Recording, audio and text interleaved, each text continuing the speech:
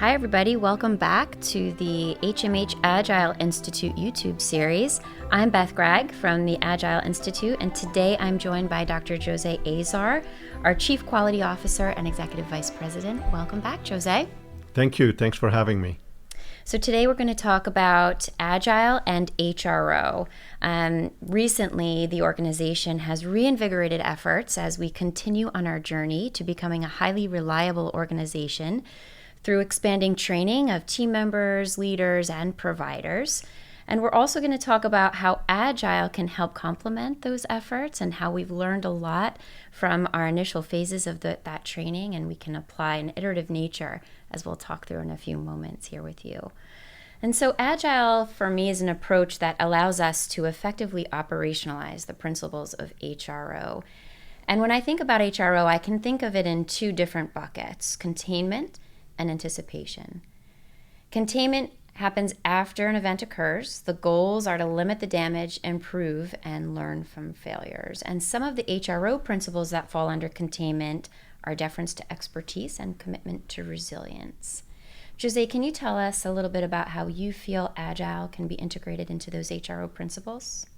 Yeah, absolutely. I completely agree with your perspective that Agile and high reliability are really, they go hand in hand. And the Agile approach is meant to operationalize the principles of high reliability. So if we start with containment, for example, and you think about the principles of deference to expertise or commitment to resilience, in my mind, that's really involving the stakeholders and the experts who are actually doing the work in designing your solutions. And it's really about learning cycles. And so how does that manifest itself in the Agile approach? One of our foundations is creating demand by co-design. And the co-design approach is relying on having the experts who actually do the work help you design your solutions and the direction you want to take. On the other hand, the foundation of the Agile approach is those iterative sprints, right? And so those learning cycles of iteration and modification is very much the operationalization of the commitment to resilience, where failure becomes actually a celebrated success because we learn from our failures, we iterate, and we try again to ultimately achieve our goal.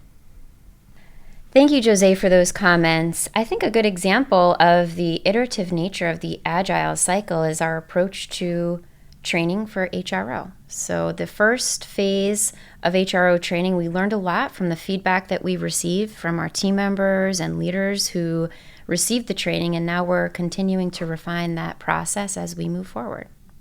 Yeah, that's a perfect example of the iterative approach in the Agile cycle, right? So we're fully committed to training everybody in high reliability within our organization, all 36,000 team members and 8,000 physicians.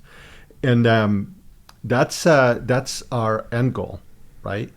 But along the way, we've trained so far about 10,000 people, and we're hearing a lot of feedback on some of the limitations. And so we're integrating that feedback and what's working and what's not working, reflecting on that, and we're modifying our training approach so that we meet the demand of the people who actually have to do the training, whether they're giving the training or receiving the training, so that we can be adaptive and effective at ultimately reaching our goal of everybody being trained in high reliability. Great. And as a trainer myself, I can appreciate that we value as an organization learning from that feedback, continuing to keep getting better together as we continue on our journey to becoming highly reliable. So shifting over now to our other bucket of anticipation, where we implement lessons learned from failures to create an environment where we can anticipate and prevent the next event. Some of the HRO principles that fall under this bucket include preoccupation with failure, sensitivity to operations, and reluctance to simplify interpretations. Can you share with us how Agile can be applied to these principles? Yeah, absolutely. This is, in my mind,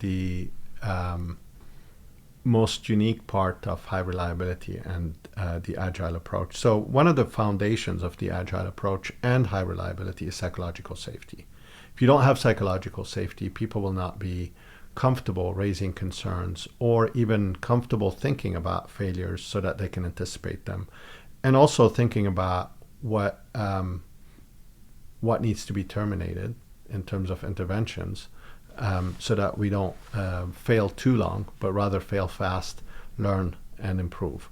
So psychological safety is the foundation, but that brings us to the second part of a tool that's very unique to the Agile mindset, which is the evaluation termination plan.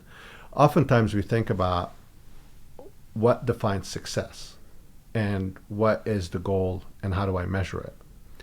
We don't often take time to think about what would be early signs of a failure so that we can terminate the solution, pivot, find a new solution, or modify the solution that we have so that it can be more successful and we achieve our goal faster.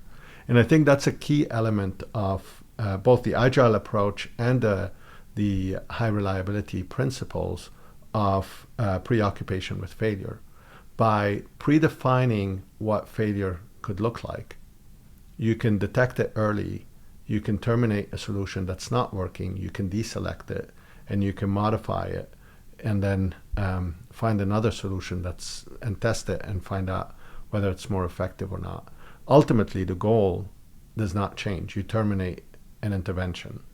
And that's the mindset of preoccupation with failure, sensitivity to operations in terms of localizing and understanding the intricacies of different units or different environments, and also the reluctance to simplify and not thinking that one solution is going to be fitting for everybody and it's going to work all the time. That assumption is very dangerous.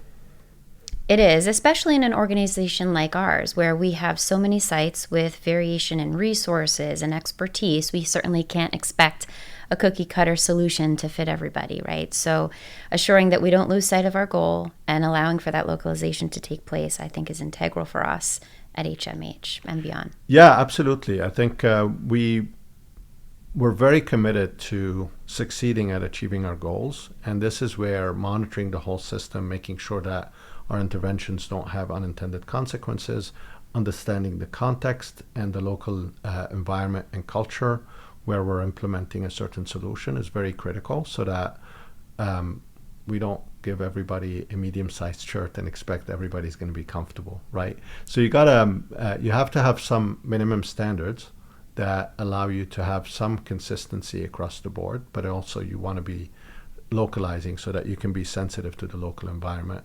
And that's where the termination and evaluation plan is very unique, but also very effective, because it helps you terminate a certain aspect of a solution if it's not working in a certain local environment, and then modify it so that it works in that environment.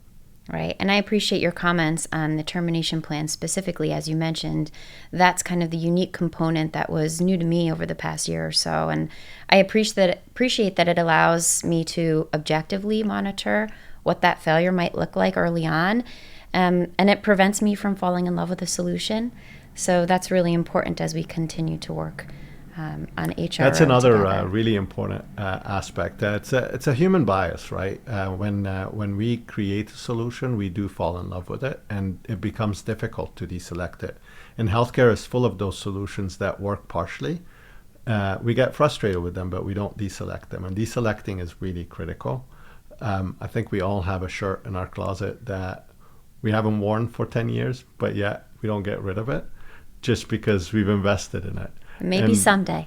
Yes, maybe someday, exactly.